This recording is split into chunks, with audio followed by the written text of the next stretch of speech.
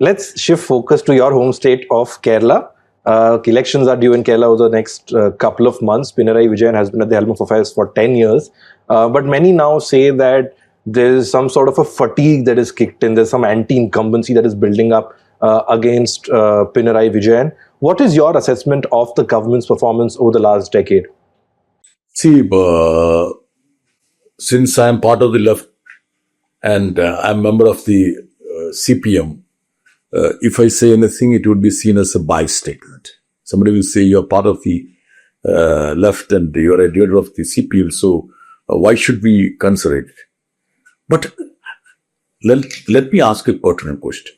If anybody who visits Kerala can feel, can see, can experience the change that has happened to Kerala's economy, Kerala's society. So on the economic front, Kerala has done very well. On the welfare front, we have done extremely well. On the social front, we have become a model.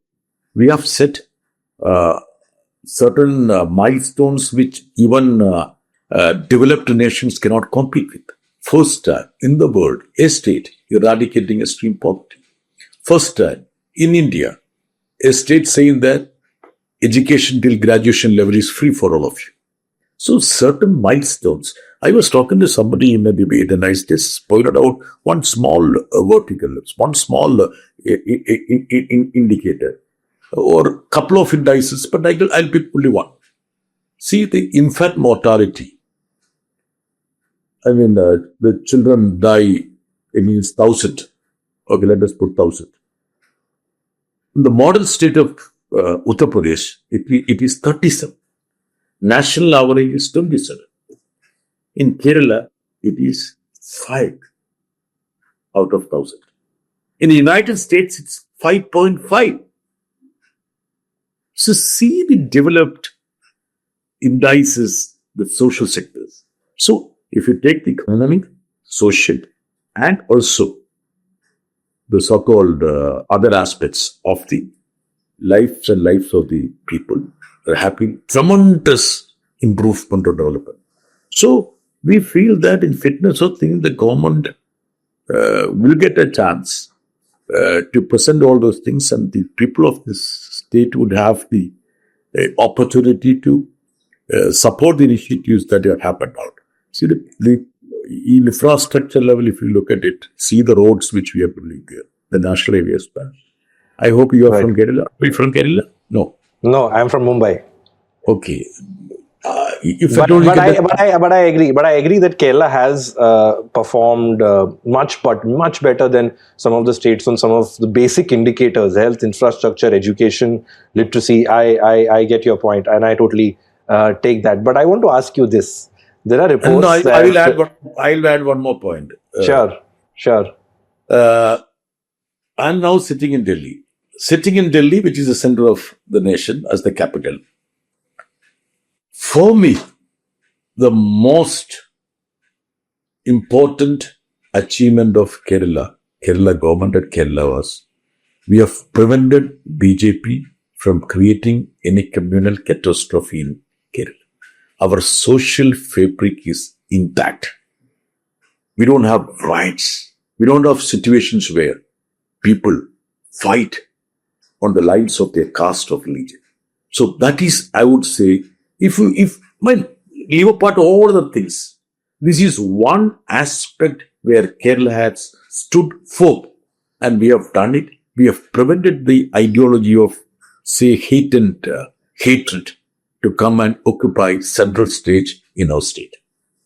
Since you're talking of state politics, there are reports that you could contest the upcoming assembly elections, possibly from Thrissur. So, would we see Dr. John Brittas enter the political arena of the state politics of Kerala come election season? See, I can tell you one thing. The imagination of the people have too many wings nowadays. And we have a fertile ground for imagination. So I would put this bit of information as not as information, but as a figment of imagination of Sakati. So you're completely ruling out that you will not contest the elections. Absolutely. Why should I contest? I have one more year to completed. And do you think that failing in my duty as a member of parliament, Rajya Sabha? Am I conducted so miserably that I need to be shunted out of Delhi? Is that what you intend? No, not at all. I think when you look at the Rajya Sabha and the kind of opposition MPs, Be very candid and honest. no, I'm absolutely, I'm absolutely being candid. When you talk of the opposition in the Rajya Sabha, you're among the top speakers that put forth their points so articulately. But like you said, there are some people who would want to see you in Kerala. And if I may push the envelope a bit, since you're saying that this could be a figment of imagination, does Dr. John Brittas, is he harboring the ambitions to become the Chief Minister of Kerala one day? Anyway, I think there should be a stage for concluding an interview. So it's absolutely the best way to conclude it. Okay, I can tell you one. Yes, there are hundreds of people in our party who are much more eligible, competent, ebullient, erudite, and deserving than me to lead our party in Kerala. Okay, one final question, and I have to ask you this because a lot of people have told me to ask this to Dr. Brittas. Is of a man who seems to be harboring chief minister ambitions in state. He's your parliamentary colleague, Dr. Shashi Tharoor. So much has been written and spoken about his relation with the Congress High Command. As Kerala gets closer to elections, do you believe that Shashi Tharoor could be that factor in the Congress or Kerala that could play a decisive role as far as the UDF's fortunes are concerned? See, he's a very good friend of mine. I always stay away from making any comments about him. But one thing I have noticed, every other week, the Congress party declares that Shashi Tharoor is in Congress. Every other week. Even last week, they decided Shashi Tharoor is in Congress. I don't know what is his business of recurring declarations saying that he is in Congress. Do they doubt that whether he is in Congress? That's what I say.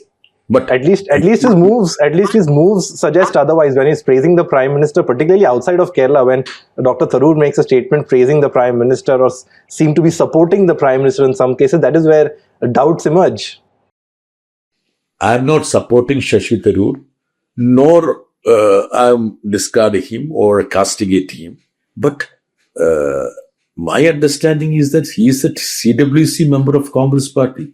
So if the Congress Party itself has got doubts, what can I say about that?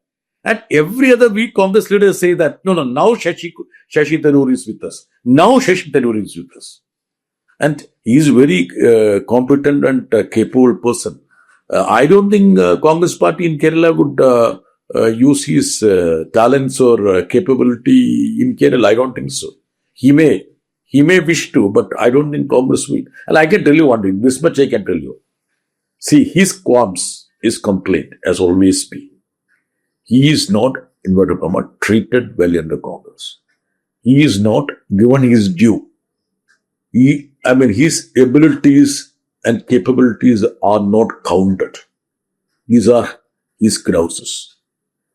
Since I am from a different political party, opposed to him, I cannot do anything about this. Only Congress Party can do something about his qualms.